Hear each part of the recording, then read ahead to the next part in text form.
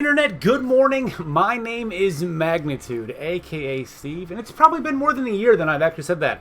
I think my last video was more than a year ago, but I've been playing a shitload of Pokemon Go, doing a lot of PvP, been a big fan of this Johto Cup, so I'm going to act as though I have not been gone for a year, and then also going to act as though I didn't say back in September I wanted to upload videos in the month, because that, you know, took about 5 months to get there. But the team that I've been rocking with during this Johto Cup has been Steelix, Raikou, and Azumarill. Now, I don't really know how to commentate Pokemon Go PvP battles because I don't want to do them live because I'm never really sitting down and playing Pokemon Go PvP, you know, in any sort of capacity that it allows me to record. I'm usually, you know, outside playing with one of my dogs or you know, driving 85 miles an hour down the highway, just absolutely not paying attention to what I'm doing at all because I gotta fucking time the amount of goddamn snarls that Umbreon used so I know if he's using Foul Play or Last Resort.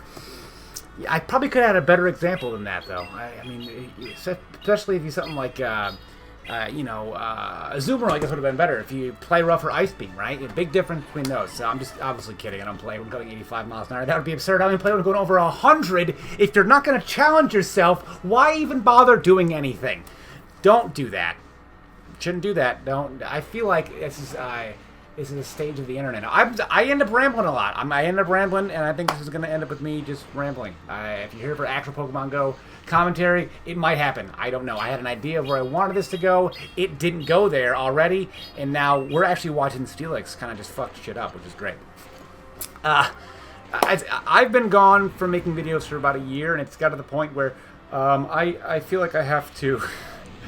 I have to have a disclaimer over everything sarcastic I say or every horrible piece of advice that I give. It's obviously joking because, God forbid, one of you fucking morons goes out and does the shit that I say.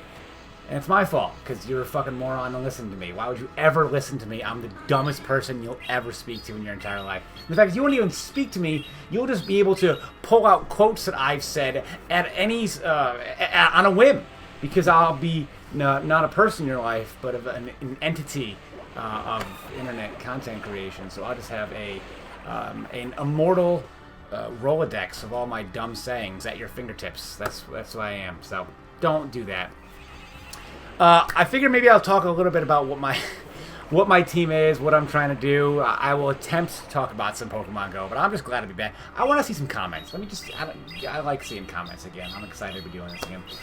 So I realized that there are a lot of, especially in the Johto Cup, you'll see a lot of teams that have a Skarmory plus generally something like, you know, like an Umbreon here. Or, you know, you'll see a Steel type and Umbreon. Umbreon, I don't think is very good, but maybe I'm just not very good, but I see it a lot. And I like having Azumarill there to just kind of sponge and whatever, you know, bait shields, use shields. I'm not going to be using any shield. Maybe I'll use one shield to what Umbreon requires two to guard against my Azumarill, so that's nice to have. Especially because, like, Azumarill doesn't really offensively threaten anything. So you also get into instances where, especially against, like, an Umbreon, where they might not even want, you know, they might not even want to utilize their shields against an Azumarill just because they feel like they have something else that can come in and beat it, which is quite likely. But Azumarill functions really just as a wall. I mean, he's a sponge. He soaks hits, deals damage to things like Mad Cargo, and you'll be seeing some Steelix once in a while. I have one. You'll be seeing, what is that guy? Sudowoodo. So, I mean, he's bulky, and so because it can stay around for a while, and the attacks that it has, and you give it Ice Beam, Play Rough, you can hit most things for neutral or better. Which, when you combine a Pokemon that can deal neutral or better to pretty much anything in the meta, in addition to the fact that it can stay around for a long time, it's a fucking problem. And you'll notice that because I'm about to go up against one right now. So I'm going to do that exact thing that I was just talking about. I'm going, okay, so he's maybe got Ice Beam, Play Rough. I can maybe, you know, get rid of his shields while only maybe using one of mine. I have Raikou in the back. And I ended up finally going my own Azumarill because I thought, okay, this could be an issue for me. I need to get rid of this Azumarill. So I'm going to go into my Azumarill, and then we're going to see what his answer to Azumarill is. And that's going to help me kind of figure out the rest of the battle and navigate the plays that I wanted to make. But you'll see kind of exactly why Azumarill is so good. I mean, obviously it's great, probably one of the best Great League Pokemon, but it's weird because it's hard. It was hard for me to find a place for Azumarill because I had, for a while, I had some combination of like Ariados, Magcargo, what else did I have? Skarmory, Meganium, so a Lantern. So I had kind of 3 of those 5 at any given time, and I didn't want to have a Azumarill if I had a Lantern because I didn't want to have 2 Pokemon that couldn't resist electric and were both weak to grass because Meganium was going to come in and fuck me up. But I felt like I needed a Lantern because I needed to get rid of the plethora of just Skarmory that I was seeing at one point. But it was hard for me to find a place because Lantern directly threatens Skarmory, whereas Azumarill just sort of deals with it, which is, again, really the appeal of Azumarill, what it does. It just deals with a lot of things. So I had to eventually get it out of my mind that I wanted to get rid of the Lantern, swap it for Raikou, and then bring Azumarill. And then I needed to find a mon that kind of protected both of them. But also I wanted to bring a mon that was a lead, because I don't want to lead with Azumarill. I just... Because if I lead a Azumarill, then they go immediately into something like a Meganium, and I don't like it when Meganium switch into me. So I would rather wait, hang on to a Azumarill, try to get rid of that Meganium, by having a lead Steelix. I can't believe I missed 2 of those. That is absurd. But actually, it's kind of good that I missed 2 of them, because it allowed me to get 1 extra Volt Switch off, so that actually helped me out there. Because if I didn't do that, he ends up forfeiting. He's a little bitch! But you see a lot of forfeiting once you get into, like, Veteran or better. Like, I would know what's up above Veteran. I've just started really seriously playing PvP as of 3 cups ago.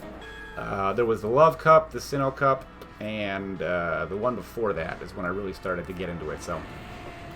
But my team, I still find it struggles with things like Quagsire. Like a Quagsire Meganium core really does a number on me. So then, I'm thinking, okay, I could swap out my Skarmory for a Steelix to deal with both of those, but then I really don't like, a Lantern can come in and just sit here. A Lantern, really anything that can resist flying. That's not... So a Steel type then could really do me in, because I like having Steelix up against Skarmory. So opposing Steelix could do a number on me. Skarmory has the appearance of bulk, but on this team, it is required to do more than it's supposed to. Skarmory's not meant to be an offensive weapon, but I use Steelix as really an opening offensive, just fucking hammer. Just beat into submission as much as I can with Steelix early game, and then hopefully try to clean up with the combination. Mostly, I try to clean up with Raikou. If I can get up a scenario where I'm cleaning up with Raikou, see, this is a terrifying scenario for me, because he's got Meganium, both shields still, so I have to just fucking try to murder this thing as quickly as possible. So Steelix is the one mon in this team where I guess I'm still trying to tweak it a bit, but I'm having enough success where I don't really know if it's necessary.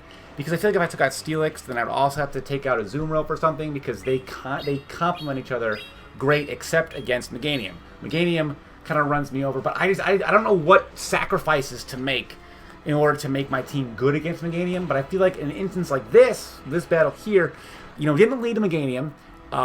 And when I able to get half dead, and I still got Raikou at full HP, so I can fire off. I can try to get some Volt Switches to get my charge attacks up, and then I'll have a good matchup against Meganium. And that's what I'm really... I remember this one I'm thinking about specifically. I'm like, if he goes Stone Edge and I die, that's okay, because I still have Raikou. If I don't die, I can, heck, at least get a little charge up to maybe have them use one of their charge moves. I am so upset that I did not get that Ice Beam off. It was infuriating. I'm like, I gotta use a shield here. I gotta fire off an Ice Beam. I gotta drop I gotta trade shield. I was hoping to do it the other way, where I could have hit him with Ice Beam and then not use my shield as they went for a move back, but they did. So now I have to just, let's go, Raikou. We're going. You know, we got to do our, this is what you were born for. You got to clean up. You've got to clean up.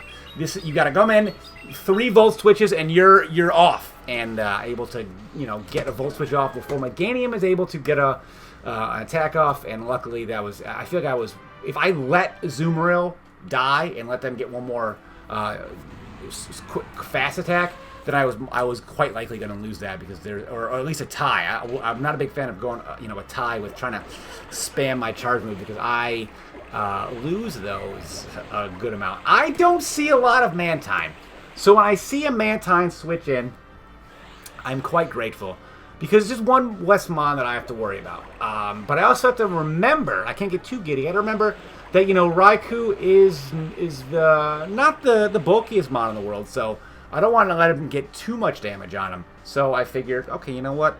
Bubble Beam again. I'll just go ahead and just kind of hope it is Bubble Beam and then get 2 volt switches and just go in, baby. Get rid of those shields. If they decide not to use a shield, great. I have, I missed 3. 4. Ooh, that was bad to watch. But it is just Ariados. I mean, it wouldn't make a difference. I wouldn't have turned into 1 KO. I'm just trying to bait shields, man. I'm just trying to get him to get rid of shields if possible. He does, and now I'm still like a Raikou. I can still put in, you know, I'm still a hammer, and I'm able to. There it is. Just, oh man, oh god, just another wild charge. My opponent was totally convinced. Didn't have to use any more shields. I'm dead. I'm good to go. Absolutely not. Raikou is a fucking monster. I still have Steelix, so why am I even worried about what this Ariados is going to throw at me? I'm not. I'm going to tell you that right now. Past me was not worried. Future me, well, why would future me be worried about what past me was worried about? That would make no goddamn sense. Unless I was anticipating going back farther into the time.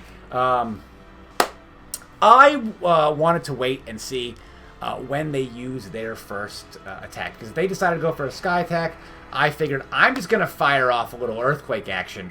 Or no, sorry, I'm going to fire off a little crunch action. And just try to get 2 crunches off. If you fired off a Brave Bird, I was going to go for earthquake. Use that less defense and knowing I was going to die a little quicker. Just to try to, knowing I might not have been able to get 2 crunches off. So I figured earthquake, just fire off.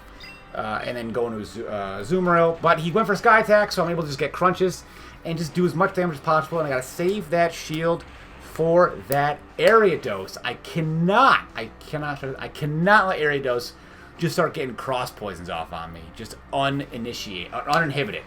So I have to just do this dance of Skarmory versus Steelix, and you know, ideally, Steelix takes out Skarmory, and then I can I get at least 1 attack off with Steelix against Ariados, and you know, he actually just goes into Ariados thinking maybe I would switch, but I don't, and he has to go for whatever move he has here, whether it's Frost Poison, trying to get that attack boost. He does not get the attack boost, which is, you know, great news. I'm able to get 2 Dragon Tails off, and you know, I couldn't risk him going for Cross Poison here. If he went for Lunge, great, because that just uses more energy that he would take, you know, to get up another Cross Poison. So I don't really need to worry about him firing off another Cross Poison. And he does not fire off a Cross Poison. He actually ends up forfeiting because he also is a little bitch. I mean, it was foregone conclusion anyway. Guys, if you enjoyed the video, leave a like. Subscribe for more. I'll be posting a lot more Pokemon Go videos in the future. And I will see each and every one of you next time. I'm surprised that I still remember the dumb generic shit I said at the end. Good night, everybody.